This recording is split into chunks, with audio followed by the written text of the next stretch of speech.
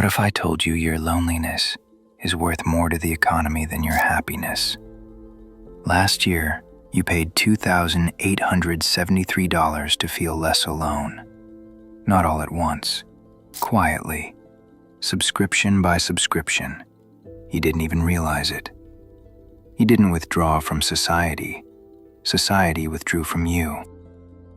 America tells you loneliness is a personal failing, a character flaw, something to fix with better habits or better apps.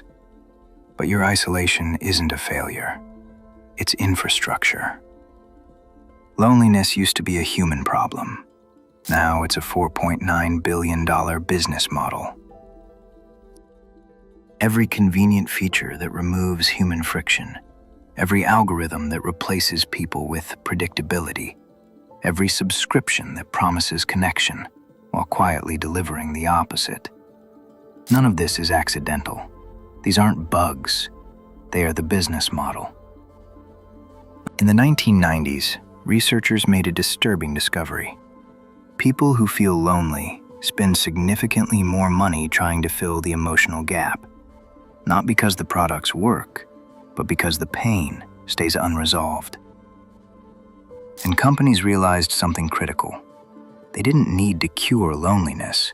They only needed to stabilize it. One AI companion app gained millions of users. People messaged their AI friends hundreds of times a day.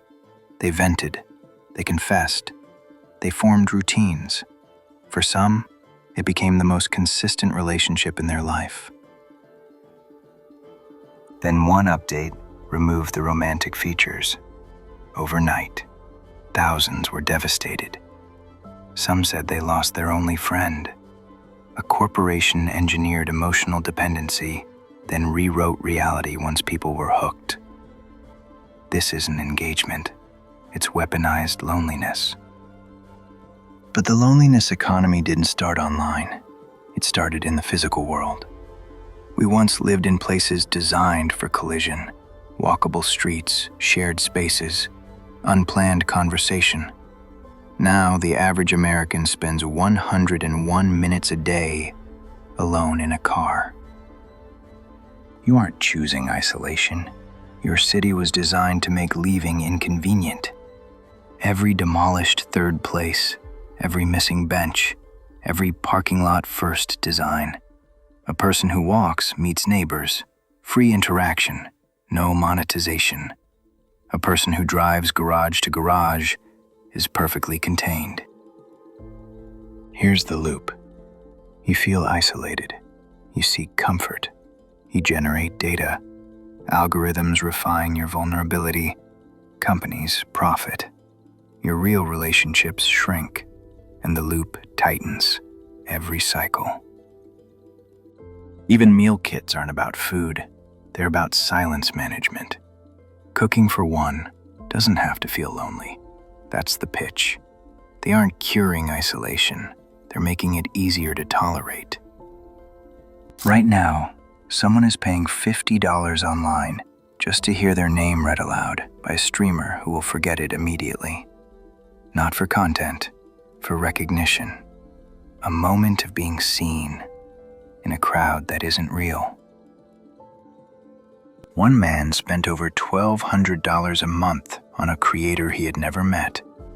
When asked why, he said something quietly devastating. "She's the only person who asks how my day was." That isn't payment. That's a subscription to the feeling of being cared about. They call this engagement, but the human word is harvesting despair.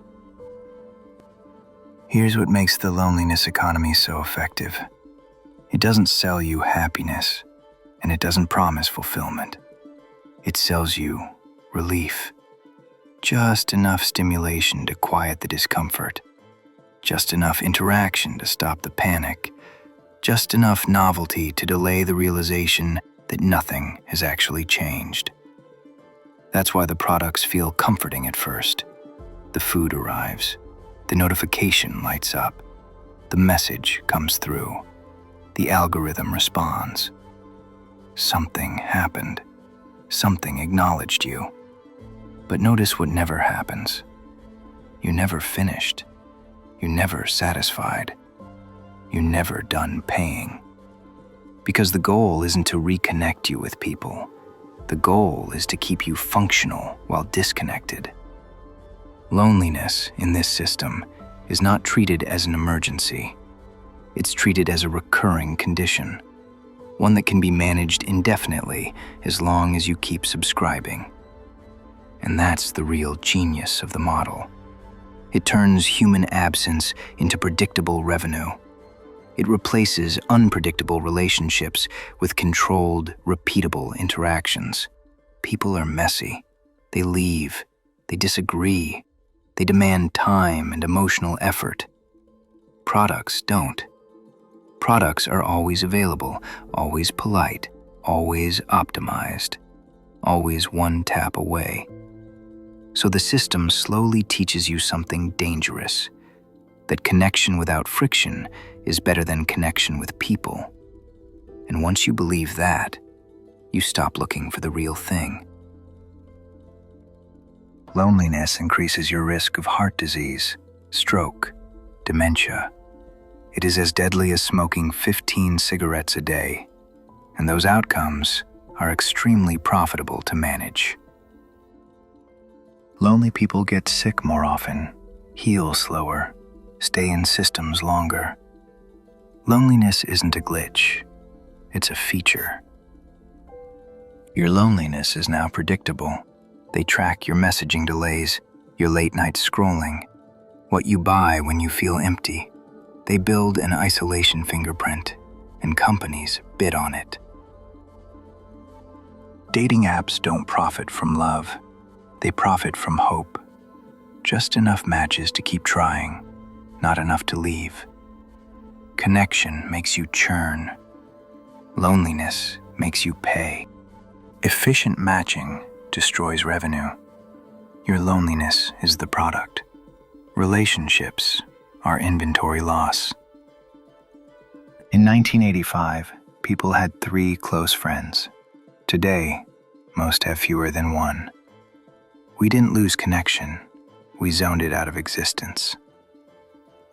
Every human need now has a paid alternative: belonging, subscription, companionship, AI, affection, paywalled.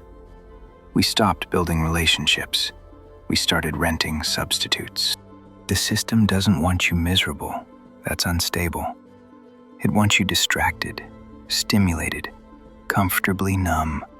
Because the moment you reconnect with real people, the machine loses everything. Real connection can't be monetized. Real community doesn't scale. Real friendship doesn't bill monthly. You are not broken. The infrastructure is, and infrastructure can be rebuilt. So those subscriptions you bought to feel less alone, you don't actually need them. What you need has been here the whole time, waiting for you. Subscribe, because the story that comes next is the one this system never wanted you to hear.